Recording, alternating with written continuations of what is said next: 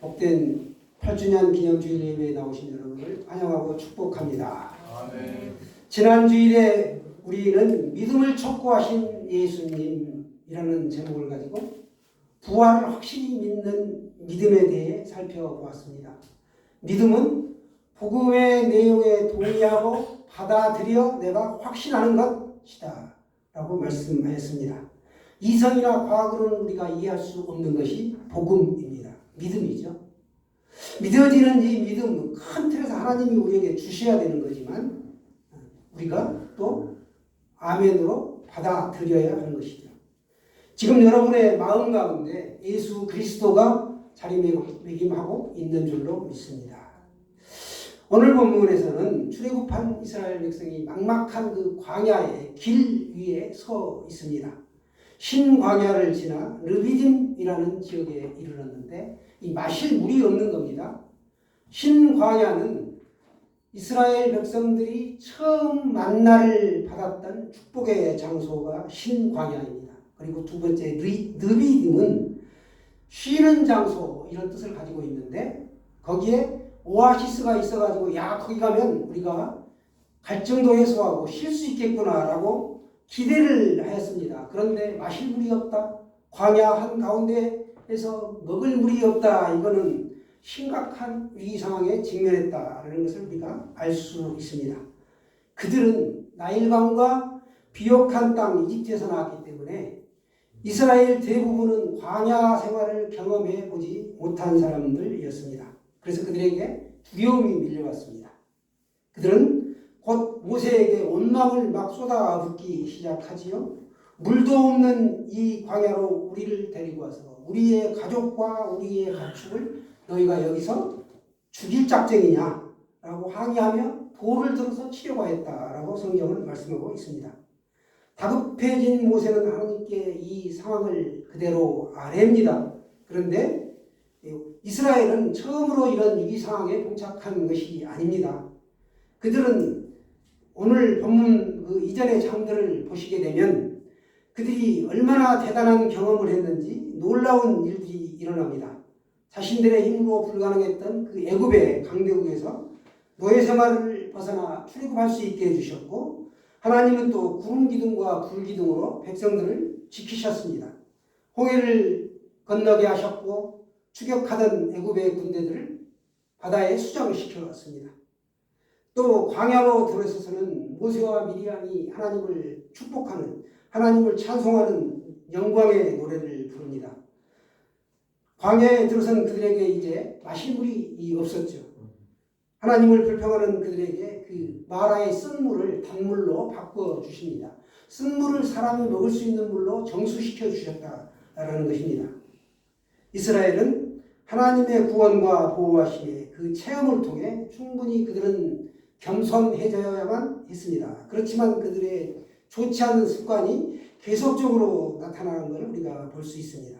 그들은 하나님이 자신들의 필요를 공급해 주시지 않으면 언제고 불평, 불만을 쏟아냈다라는 사실입니다.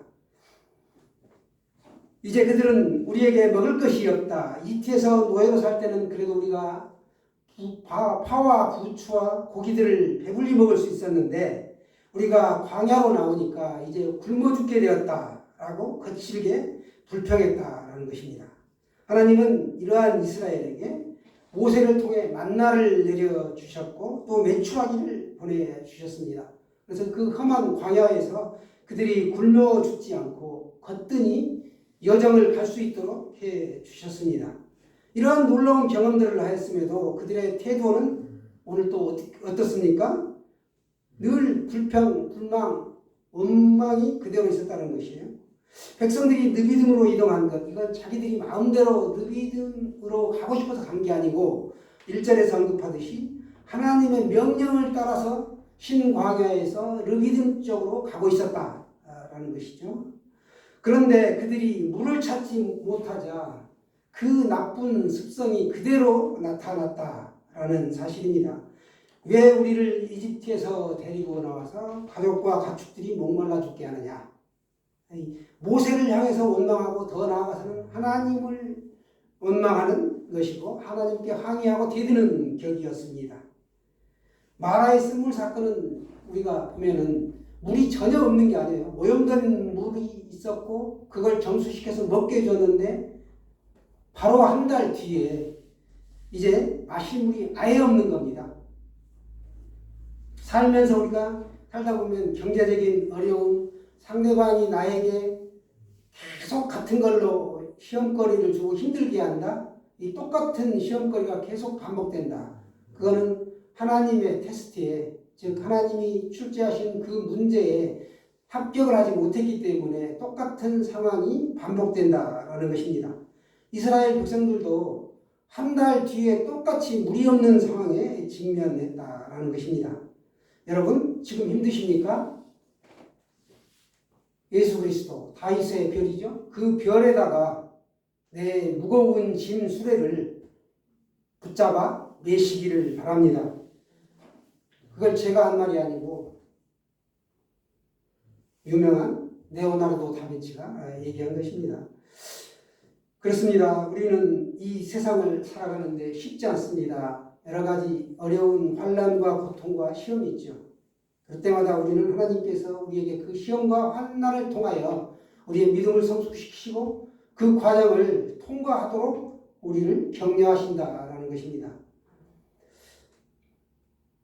하나님은 모세에게 말씀하시죠. 장로들을 데리고, 장로들은 이스라엘 백성 200만을 대표하는 70인의 장로를 말씀하고 있습니다. 장로는 지금의 우리 성경에서 말하는 장로가 아니고 구약시대의 장로님들은 연장자를 말하는 거예요. 그 200만을 대표하는 대표가 70명이었다. 이 70인의 장로들을 데리고 백성들보다 앞서 길을 가라. 그리고 네가 지정한 바위로 나아가서 예전에 나일강을 치던 너의 그 지팡이로 기적을 행했던 그 10가지 재앙을 했던 능력의 지팡이를 가지고 반석을 치라 라고 하나님은 말씀하셨습니다. 모세가 그대로 이행했을 때 호렙산의 바위에서 물이 터져 나왔습니다. 그냥 물이 절절절 흐르는 정도가 아니고 강을 이루듯이 시내가 되어서 흘렀다. 200만이 먹어야 되니까 아주 풍족한 물이 흘러 넘친 것이죠. 모세는 그래서 그것 지명을 하나님께 대들고 다투었다. 그래서 무리바, 또 하나님을 시험하였다 해서 마사라고 명명하였습니다.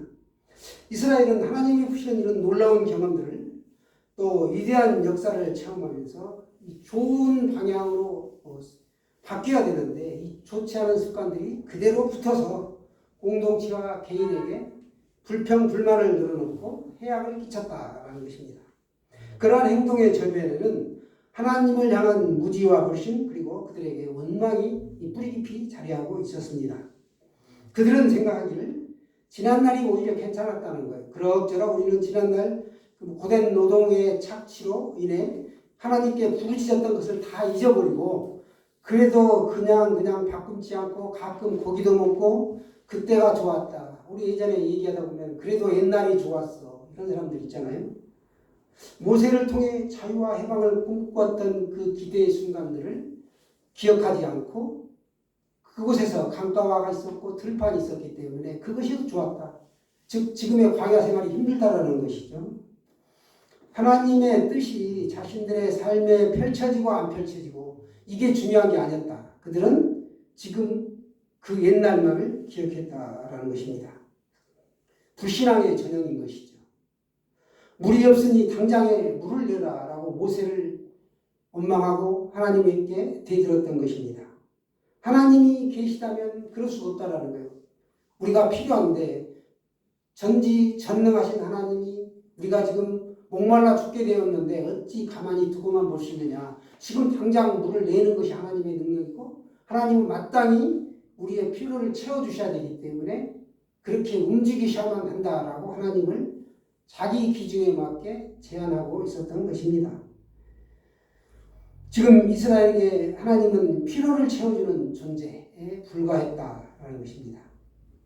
이러한 모습은 인간이 하나님을 완전히 오해하고 있는 것이죠. 하나님은 하늘의 하나님이고 인간은 이 땅에 사는 나약한 존재에 불과합니다. 하나님은 창조주이시죠. 하나님이 우리를 사랑하셔서 친히 인간의 몸을 입고 더불어 사셨으며 또 우리를 긍휼히 여기시고 죄를 대신하여 십자가에 죽으시고 부활 승천하셨다라는 사실입니다. 믿음의 현실은 우리가 이 진실하게 받아들일 때, 이 복음을 받아들일 때 열리는 것입니다. 그럴 때 우리가 자유와 감사와 그 복음 안에서 기쁨을 누리게 되는 것이죠. 우리 자신이 때때로 신앙생활 하다 보면 늘 충만해질 수, 충만한 가운데 살 수만은 없습니다. 때때로 우리가 실족하고 힘들 때가 있죠. 그때마다 우리가 말씀을 붙들고 찬양하고 기도하고 거기에서 그 여정을 벗어나게 해준다라는 것입니다. 모세처럼 백성들이 돌을 들어 쳐 죽이겠다라고 할 때 감정적으로 직접적으로 대립하지 말라는 거예요. 대들면 나의 쓴뿌리가 계속 올라오고 감정만 상하고 어떤 그 상황이 나아지질 않습니다. 모세는 오로지 하나님께 나아가 엎드려 기도하고 하나님께 토설했다라는 거예요. 그 여러분을 힘들게 하는 사람이 있습니까? 하나님 앞에 나가서 토설하시는 거예요. 하나님 앞에는 못 아뢰일 것이 없다. 하나님 앞에 아뢰야지 당사자하고 아니면 다른 사람에게 제3자에 가가지고 이러이러한데 너가 심판 좀 해줘. 정말 못됐지가 아니라 하나님 앞에 나아가시길 바랍니다. 3절에 보시면 거기서 백성이 목이 말라 물을 찾으니 그들에게 모세에게 대하여 원망하여 이르되 당신이 어찌하여 우리를 애굽에 대하여 이렇게 목말라 죽게 했느냐 이렇게 원망했다는 거예요. 원망은 상황을 반전시키지 못합니다. 4절에도 보시면 모세가 여호와께 부르짖어 이르되 내가 이 백성에게 어떻게 하리이까 그들이 조금 있으면 내게 돌을 던지겠나이다. 지금 말씀드린 게 그거예요. 기도하는 순간 내가 그 감정 싸움 하지 않고 하나님 앞에 그 기도 제목을 가지고 나아가 엎드려 기도하는 순간 그 문제는 더 이상 내 문제가 아니라 하나님의 문제가 된다. 하나님께 짐을 또 맡겨버리셨기 때문에 그건 내 문제가 아니다. 하나님이 그 짐을 대신 져주는 거예요. 내가 무거운 짐을 지고 세상을 가면 쓰러질 지경인데 그 짐을 누군가가 대신해서 져줬다? 나는 이제부터 홀가분하게 가는 거죠. 마찬가지로 하나님의 역사가 거기에 있다라는 것입니다. 그러나 하나님이 함께 하심에도 불구하고 이걸 무시하거나 망각하고 꿋꿋이 내 뜻대로 내 고집대로 사는 사람들이 있어요. 존경할 만하죠.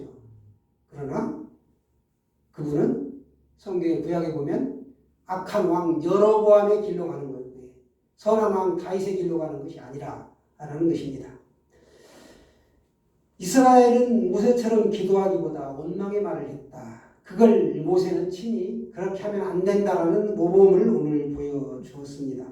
여러분, 애굽을 떠나 홍해를 건너고 가나안에 정착하기까지의 여정은 숱한 어려움이 있었습니다. 그런데 이스라엘 백성들은 그때그때 하나님의 은혜를 입었음에도 불구하고 나아지지를 않았다. 마치 우리의 삶과 똑같아 우리들하고. 믿노라 하면서도 하나님이 그때그때 은혜를 주시고 예비하신 것들을 주셨음에도 불구하고 왜 자기 기준대로 지금 안 주냐는 거예요. 더 안 주느냐 주는 것도 이렇게 말씀하는 사람들을 많이 볼 수 있습니다. 하나님은 모세의 기도를 들으시고 반석에서 물을 나게 하셨습니다. 2000년 교회 전통에서 우리가 가장 중요한 게 예배의 전통이죠. 예배입니다. 우리가 이 반석이신 예수 그리스도 앞에 나아가 삶을 아뢰고 기도하고 찬양하고 하나님께 영광을 올려드리는 것이 바로 예배의 삶이죠. 그리고 성도 간의 교제가 있습니다. 예배를 통해서 우리가 새롭게 재충전되고 또 한 주간 살 힘을 얻습니다. 하나님이 우리의 삶을 책임져 주시기 때문에 그렇습니다. 생명의 주인이신 하나님을 향한 참된 신뢰가 있으니까 하나님이 우리와 함께 하십니다. 오늘 본문에서 하나님은 이스라엘에게 물을 공급하시는 그 독특한 방식을 보여주셨습니다. 반석에서 물이 나신 것, 이것도 신비롭지만 하나님은 모세에게 반석을 치라고 하셨다라는 것이죠. 그리고 이스라엘 백성들이 그 신령한 음료를 마셨는데 바울은 고린도전서 10장 3, 4절에서 이렇게 말씀합니다. 다 같은 신령한 음식을 먹으며 다 같은 신령한 음료를 마셨으니 이는 그들을 따르는 신령한 반석으로부터 마셨음에 그 반석은 곧 그리스도시라. 반석이 예수 그리스도시다라는 거예요. 생수의 강이신 이 말씀 예수 그리스도의 복음을 내가 마셔야 된다. 강물처럼 반석이 막 생수의 강물이 터져 나와서 바위에 흐르는데 누가 나에게 떠먹여 주지 않는다라는 반석에 흐르는 물을 내가 떠서 먹어야 된다는 거예요. 하나님의 은총이 쏟아지지만 햇빛과 비나 모든 은총이 일반 은총도 쏟아지고 예수 믿는 사람에게도 특별 은총이 있죠. 그런데 내가 받아 모셔야 된다. 이 은총을. 생수도 마찬가지예요. 200만 명이 마시는 그 콸콸콸콸 쏟아지는 그 생수를 마시고 새로운 힘을 얻고 광야의 여정, 그 가나안에 가기까지 천국 가는 여정의 길을 가게 됩니다. 하나님께서는 이스라엘을 그렇게까지 은총을 베풀어 주시고 복을 주셨지만 그들은 끝내 하나님의 기대에 이르지 못했습니다. 오늘을 살아가는 우리는 어떻습니까? 하나님의 기대에 흡족하게 변화되고 성숙해 가고 있나요?